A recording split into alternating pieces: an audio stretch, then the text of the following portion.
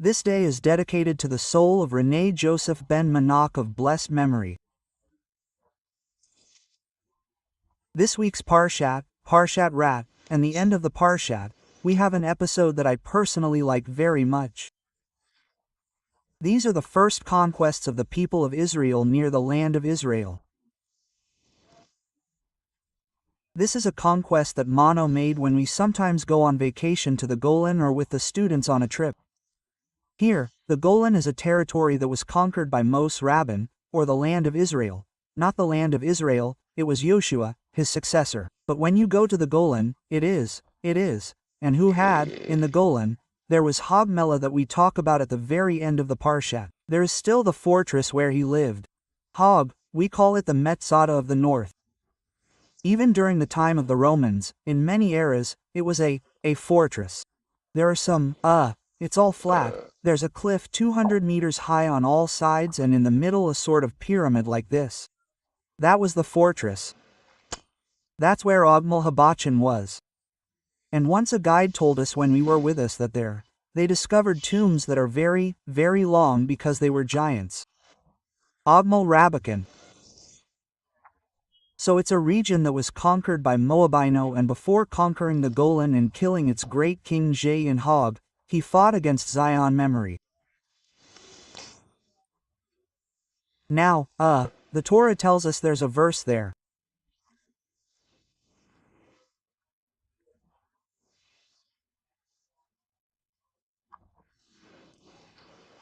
Many people don't know the true meaning of the verse. They know about Dracha, Drachalim. That's why, the Muslims will say, Malim are those who master their bubon. Come, let's make a bonbon. Let's do the math of life. How much do we earn per mitzvah? How much do we gain, or how much do we lose per mitzvah? Avawanan Tabanan, whoever does this, Tibin, he will be built in this world, he will be established in the world to come. So the advice that the sages of Israel give us from this verse is to do the math. The simple meaning is that it is a redemption, it is an allegorical meaning. The simple meaning is that Soren asked the Malim. Muslim, those who spoke oracles, it is Bilam and his father. As we will see next week in Parshat Balak, Bilam is talking about it. He says, Va Malamar, he spoke his oracle. But so, these are the Muslims.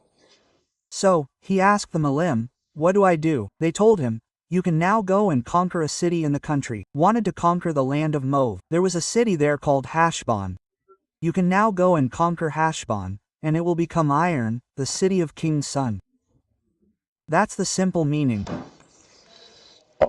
Let's go back to the Dracha, the allegorical meaning which is so important, the calculation. It's clear, someone who has a store or a business, more right, a big business, he doesn't constantly do calculations on the dashboard. I remember once, we met a big donor who came from South America and he talked about this. How much he was on his computer, he checked exactly, and then there was a difficult period economically. All his colleagues, all his friends who were billionaires, they all went bankrupt and read super careful meaning, and thanks to that, he was able to resist. If it's about money that we have to do the math and see where we are and check the deal, what are we going to do with our life? And then he comes and says what's important is business. Be very careful with your computer and your business so you don't lose money, but your life is doing the math. Now, it's so important when you do the math, how much do you lose? How much do you lose for a mitzvah? I can lose money. Buying a nice pair of filings, it costs money. I can buy a nice one, it costs money. I can waste time, and my time is very, very important, but I save half an hour like that. I've studied a little more now, and what do I save? Infinite. On the contrary, when I commit a sin, I gain. I gain that I enjoy because sin is what gives me enjoyment, okay? But what do you lose? You lose in the infinite world, not to mention the bills that are also appreciated in hell. It's terrible if someone realized, but no one would commit any sin. But we are blinded. We are blinded because we do not see the infinite world, we do not see hell. So even those who believe, who know, but still this world will have sin, it speaks, okay? It is good, it is pleasant, it is attractive. You see in the street, there is a young girl, you must not look at her and you see your eyes are drawn like that to look at her and you have to hold back. It's a fight.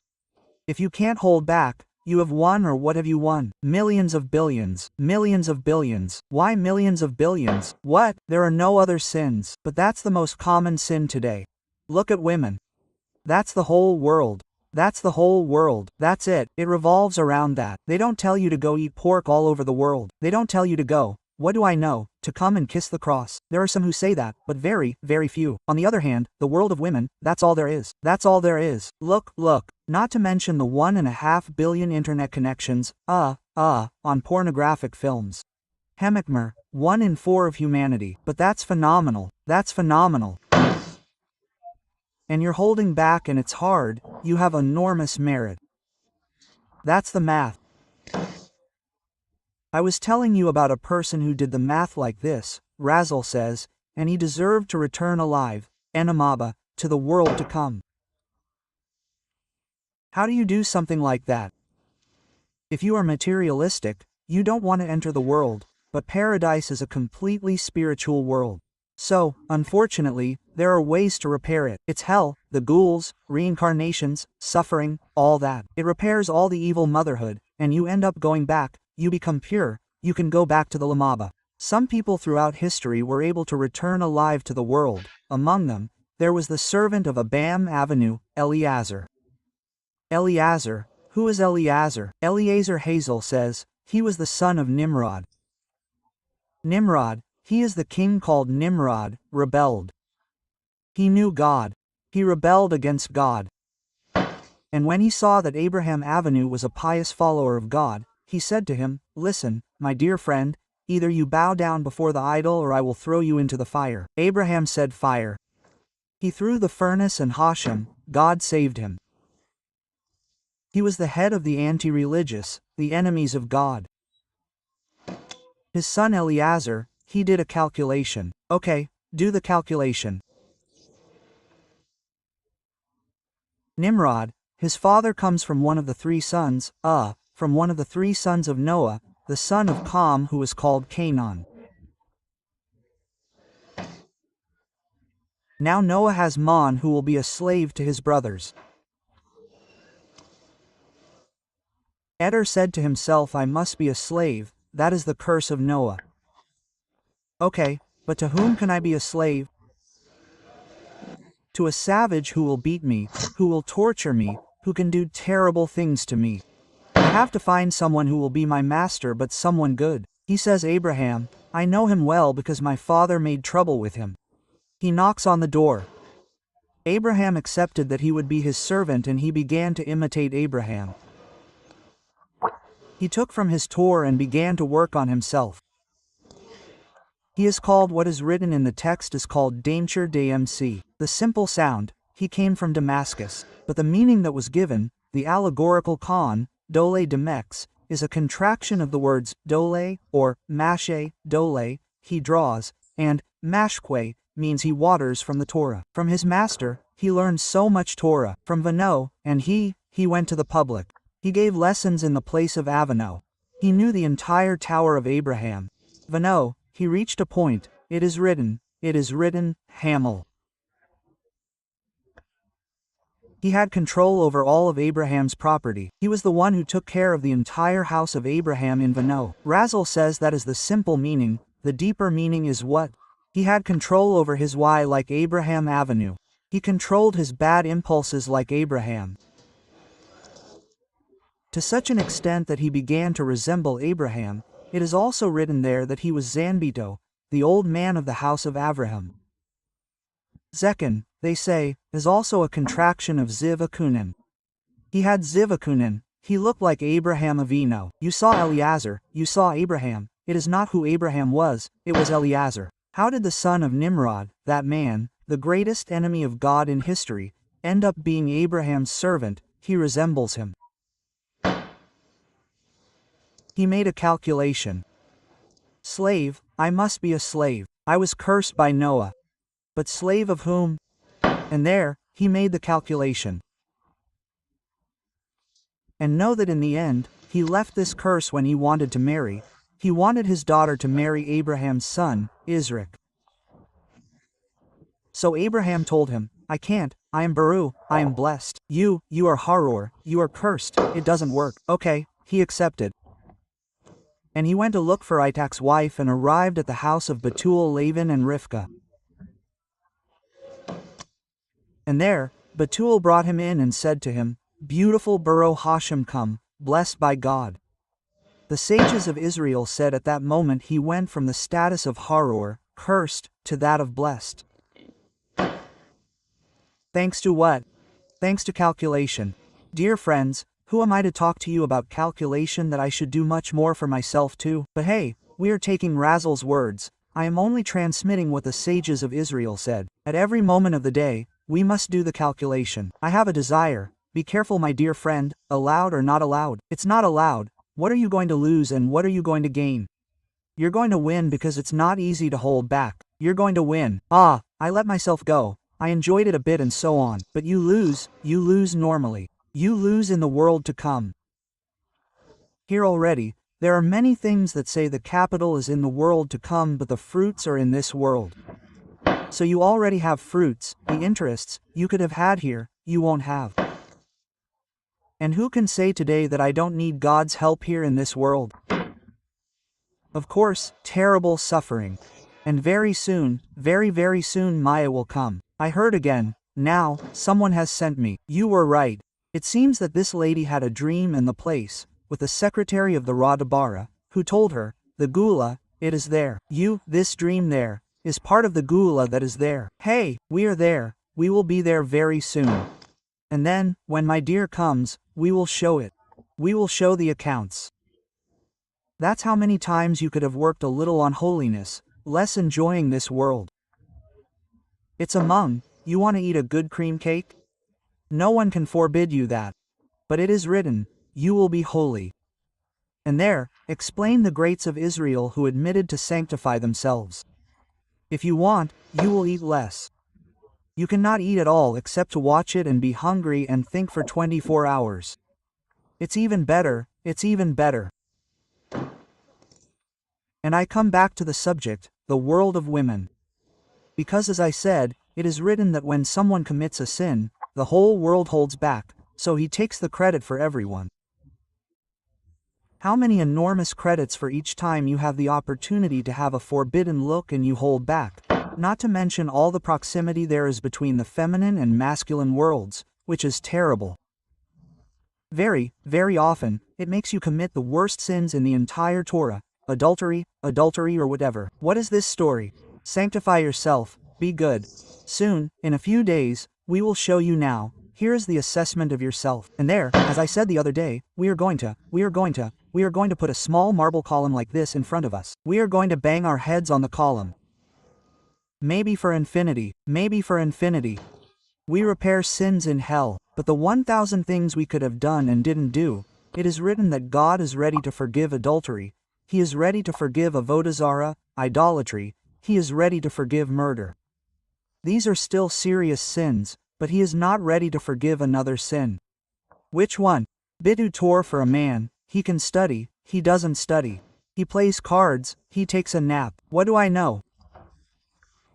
Television, a soap opera bito, because it is so big that it even goes beyond murder, adultery, but how?